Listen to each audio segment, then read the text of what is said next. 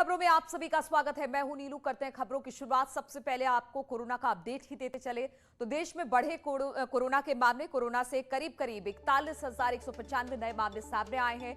2 दिनों में लगातार आंकड़े बढ़ रहे हैं, यानी नए केसेस की संख्या बढ़ रही है। 39,069 मरीज रिकवर भी हुए हैं और 24 घंटे की बात की जाए तो 490 मरीजों की मौत भी हुई है। तो कोरोना के मामले एक बार फिर से बढ़ते दिखाई दे रहे हैं। मौत का आंकड़ा भी बढ़ा है और मौत के आंकड़े की बात की जाए तो 24 घंटे में 490 मरीजों की मौत हुई है।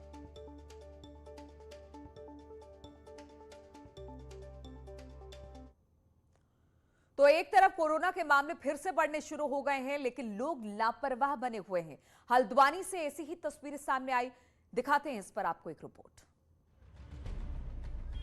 राजधानी देहरादून के बाद उत्तराखंड के दूसरे सबसे अहम शहर हल्द्वानी में कोरोना को लोग एक बार फिर हल्के में लेने लगे हैं।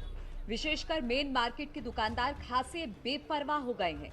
न्यूज 18 के कैमरे में ऐसी कई तस्वीरें कैद हुई, जिसमें आम दुकानदार से लेकर केमिस्ट शॉप में दवाएं बेच रहे लोग भी बिना मास्क के ही ग्राहक को सामान बेचते दिखाई दिए। यही नहीं, बस अड्डे से लेकर सड़क तक भी लापरवाह लोग दिखे।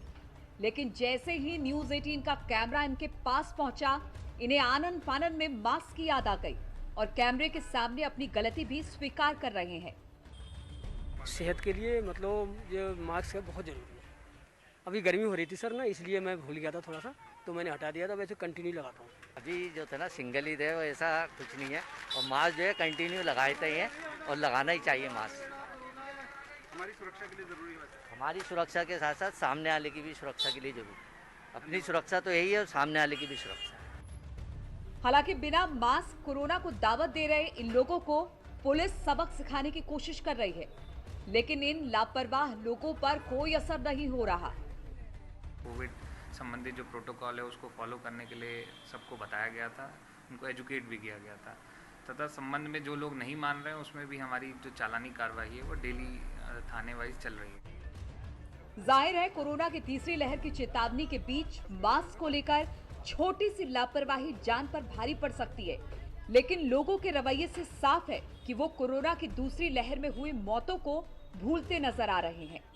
हल्द्वानी से न्यूज 18 के लिए शैलेंद्र नेगी की रिपोर्ट।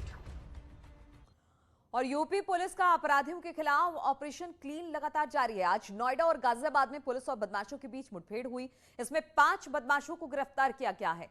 नोएडा में पुलिस ने मुठभेड़ के बाद 4 बदमाशों को गिरफ्तार किया। 2 बदमाशों को मुठभेड़ में गोली भी लगी है। तो गाजियाबाद के साहिबाबाद में एसटीएफ की नोएडा यूनिट ने 50,000 के नामी बदमाश अफसरून को गिरफ्तार किया है। वहीं मथुरा में जीआरपी ने 25,000 के नामी सुखवीर उर्फ कालिया को गिरफ्तार किया है। तो 3 तस्वीरों में आप देख सकते हैं किस तरह से लगातार पुलिस की कार्रवाई और बदमाश पुलिस की गिरफ्त में। और देवरिया में माफियाओं के खिलाफ जिला प्रशासन की कार्रवाई लगातार जारी है। प्रशासन ने यहां अवैध शराब के कारोबारी नव निर्वाचित ग्राम प्रधान की करीब 51 लाख रुपए का मकान कुर्क कर दिया। मामला भलुअनी थाना क्षेत्र के सुनाड़ी गांव का है, जहां पर पुलिस के मुताबिक ग्राम प्रधान चंदू यादव कई थाना क्षेत्रों में इस पर 8 गंभीर मुकदमे दर्ज हैं, जिसमें लूटपाट, हत्या का प्रयास, अवैध शराब तस्करी, इसके अलावा अवैध हथियारों की सप्लाई का भी मामला इस पर दर्ज है। अपराधी से ग्राम प्रधान बना चंदू यादव गैंगस्टर एक्ट में वांटेड था और कई महीनों से फरार चल रहा था, जिसकी अब संपत्ति की कुर्की हुई है। चंदू यादव जो वर्तमान में भलूनी के अपने गांव का ग्राम प्रधान भी है, उसके विरुद्ध थाना रामपुर कारखाना में गैंगस्टर अधिनियम के तहत की जा रही विवेचना के अंतर्गत गैंगस्टर के रूप में अवैध अर्जित संपत्ति से बनाए गए उसके मकान को, जिसकी अनुमानित कीमत लगभग 51 लाख रुपए है, आज जिला मजिस्ट्रेट महोदय देवरिया के आदेश के क्रम में मजिस्ट्रेट और पुलिस द्वारा कुर्क कर दिया गया है। और डीजीपी मुकुल गोयल मेरठ पहुंचे हैं, जहां पर 8 जिलों के पुलिस कप्तानों के साथ वो समीक्षा बैठक कर रहे हैं। पुलिस लाइन सभागार में लॉ एंड ऑर्डर को लेकर यह बैठक चल रही है। बैठक खत्म होने के बाद डीजीपी दोपहर 12:30 बजे मीडिया से भी बातचीत करेंगे, लेकिन उससे पहले 8 जिलों के एसपी के साथ ये बैठक डीजीपी की, और बताया जा रहा है कि बैठक के बाद यानी कि खत्म होने के बाद डीजीपी दोपहर 12:30 बजे मीडिया से बातचीत भी करेंगे। बातचीत करने के लिए निखिल हमारे साथ जुड़ गए। निखिल, एसपी के साथ ये तमाम जिलों के एसपी के साथ ये बैठक हो रही है, मुख्य एजेंडा क्या है इसमें? देखिए, वेस्टर्न यूपी में जितने भी बड़े अपराधी हैं और जितने भी गैंग सक्रिय हैं, उन सभी के खात्मे के लिए या फिर उन सभी पर लगाम कसने के लिए डीजीपी आज वेस्टर्न यूपी में है। मेरठ में बैठक रखी गई है, जहां 8 जिलों के कप्तानों के साथ डीजीपी खुद बैठक कर रहे हैं और हर बड़े अपराधी पे, हर बड़े माफिया पर चर्चा की जा रही है कि कहां कहां उसकी संपत्ति है, जिस जराइम की दुनिया से संपत्ति कमाई गई है उसका कहां कहां अस्तित्व छुपाया गया है, और ऐसे सभी लोगों पर कार्रवाई अब तय की जाएगी, जिसके लिए एक्शन प्लान आज डीजीपी खुद यहाँ पर साझा करने जा रहे हैं। मेरठ, मुजफ्फरनगर, बागपत और समेत 8 जिलों के एसपी यहाँ पर मौजूद हैं। इसके साथ एडीजी और आईजी भी मौजूद है इस बैठक में, जहां पूरे अपराध और कानून व्यवस्था को लेकर चर्चा की जा रही है। वहीं उसके बाद जनप्रतिनिधियों से भी फीडबैक लिया जाएगा कि कहां कहां किस किस स्तर पर खामी है और क्या सुधार पुलिस की कार्यप्रणाली में किए जाए, ताकि अपराधियों पर और अपराधों पर शिकंजा कसा जा सके। तो यानी पूरी तरह से एक्शन प्लान अपराधियों के खिलाफ है। डीजीपी क्योंकि वेस्टर्न यूपी में पहली बार उन्होंने एंट्री की है अपने डीजीपी पद को संभालने के बाद, आज मेरठ में वो पहली बार उन्होंने कदम रखा है, तो ऐसे में पुलिस में भी हड़कंप का माहौल है डीजीपी की स्थिति को समझने के लिए कि वो क्या चाहते हैं और कैसे अब अपराधियों पर नया एक्शन लेना है। ठीक है निखिल, बहुत बहुत शुक्रिया आपका हमारे साथ जुड़ने के लिए। और शामली में माजरा रोड पर रखे ट्रांसफार्मर में आग लग गई। आग से आसपास रहने वाले लोगों में अफरा तफरी मच गई। फायर ब्रिगेड ने घंटों की मशक्कत के बाद आग पर काबू पाया। ट्रांसफार्मर में आग का वीडियो अब वायरल हो रहा है। आग लगने की वजह फिलहाल अभी साफ नहीं हो पाई।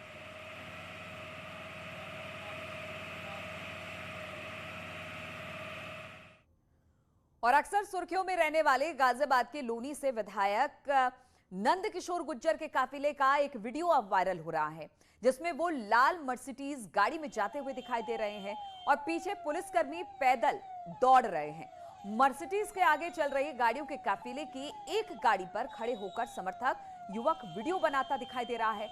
चलती हुई कार की छत पर जिस तरह से समर्थक वीडियो बना रहा है, ऐसे में कोई बड़ा हादसा हो सकता है।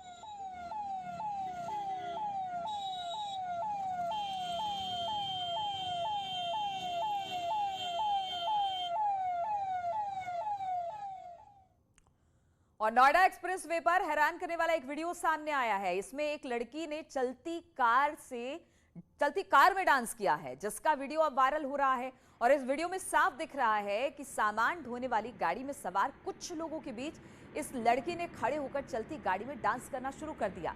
उसने इस बात की भी परवाह नहीं की कि ऐसा करने से वो नीचे गिर सकती है, उसे चोट लग सकती है और उसकी जान तक जा सकती है। वो कुछ देर तक इसी तरह से नाचती रही। तस्वीरें हम आपको दिखा रहे हैं, देखिए जरा।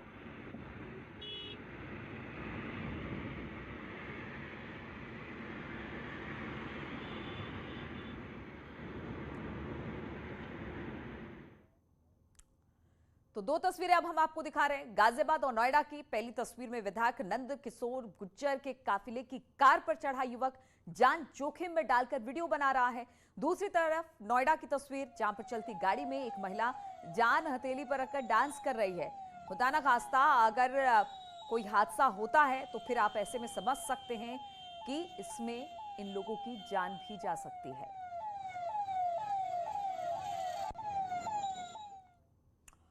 और आज विश्व हाथी दिवस है। बाघों के लिए मशहूर कॉर्बेट टाइगर रिजर्व भी हाथियों के एक बेहतरीन आरामगाह है। तो जरा देखिए ये रिपोर्ट। कॉर्बेट टाइगर रिजर्व बाघों के लिए मशहूर है, लेकिन यहाँ के घास के मैदान और पर्याप्त मात्रा में मिलने वाला पानी हाथियों को भी बेहद पसंद है। इसके चलते यहाँ अच्छी खासी तादाद में हाथी पाए जाते हैं, जो किसी भी प्रकृति प्रेमी का मन मोहने के लिए काफी है। जितना बाघ को देख के लोग रोमांचित होते हैं, उतने ही हाथियों को देख के भी रोमांचित होते हैं। ढिकाला ग्रासलैंड में 100 50 हाथियों के झुंड दिखते हैं, चरागाहों में, घास के मैदानों में, और बहुत ज़बरदस्त अपने आप में जीव है। एक स्वस्थ जंगल होने की निशानी यह है कि वहाँ हाथी अगर पाया जाता है तो वो जंगल उतना ही हेल्दी है, और जंगल का डॉक्टर भी कहा जाता है हाथी को। कॉर्बेट टाइगर रिजर्व बाघों के लिए संरक्षित क्षेत्र है, जो विभिन्न प्रकार के जीवों का घर है। यहाँ 2010 में 979 2015 में 1035 और 2019-20 की गणना में 1223 हाथी मिले हैं, जो यहाँ के स्वस्थ पर्यावास का सबूत है। वर्तमान में जो वाइल्ड एलिफेंट्स हैं कॉर्बेट में, जो 2020 में गणना की गई थी, उसके अनुसार 1223 हाथी जो हैं वो कॉर्बेट टाइगर रिजर्व के अंतर्गत गिने गए थे ब्लॉक काउंटिंग मेथड से। और उसके अलावा 15 जो हैं हमारे पास कैप्टिव एलिफेंट्स हैं। कॉर्बेट की सरजमी बाघों के साथ ही हाथियों के संरक्षण के लिए भी माकूल साबित हुई है। ऐसे में यहाँ वनराज के साथ ही गजराज के कुनबे को देखने का अलग ही रोमांच है। गोविंद पाटनी, न्यूज़ 18, रामनगर। और इस वक्त सीएम योगी नियुक्ति पत्र बांट रहे हैं। आइए सीधे चलते हैं इस कार्यक्रम में।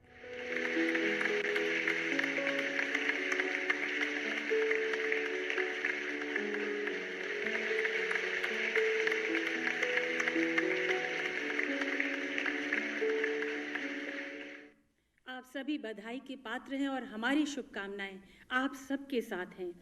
ऐसे 11 नवनियुक्त सौभाग्यशाली शिक्षक आज स्वयं यहाँ उपस्थित हैं, जिन्हें माननीय मुख्यमंत्री जी के कर कमलों द्वारा नियुक्ति पत्र प्रदान किए जाएंगे। मैं मंच पर आपको आमंत्रित करना चाहूँगी। सबसे पहले आमंत्रित हैं सरिता सिंह, सहायक शिक्षक कला, गृह जनपद लखीमपुर खीरी। करतल ध्वनि से आपका मंच पर स्वागत करें। आप ग्रामीण क्षेत्र के छात्र छात्राओं को शिक्षा के प्रति प्रेरित कर रही हैं, शिक्षा के क्षेत्र में महत्वपूर्ण योगदान दे रही हैं। बधाई की पात्र सरिता सिंह।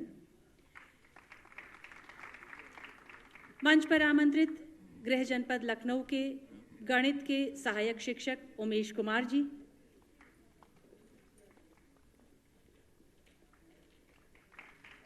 आप शिक्षा के क्षेत्र में अपना महत्वपूर्ण योगदान दे रहे हैं।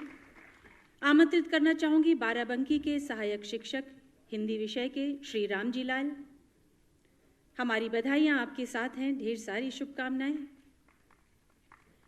कानपुर गृह जनपद के हिंदी के सहायक शिक्षक संगीता देवी जी मंच पर आमंत्रित।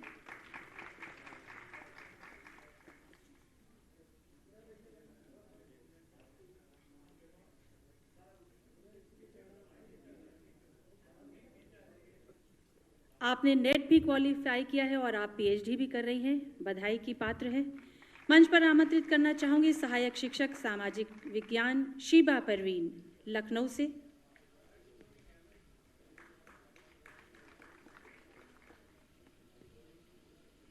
प्रतिमा सिंह, प्रवक्ता अर्थशास्त्र वाराणसी से।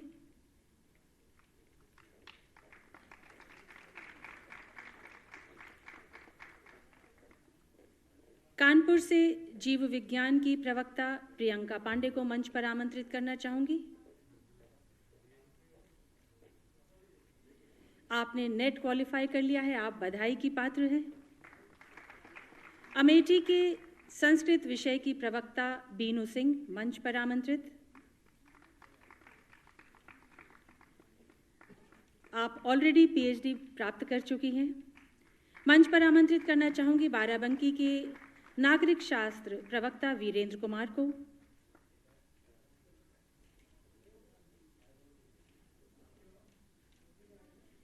आप प्रतियोगी परीक्षार्थियों को कोचिंग के माध्यम से गाइड कर रहे हैं, बहुत ही नेक कार्य है वीरेंद्र कुमार जी।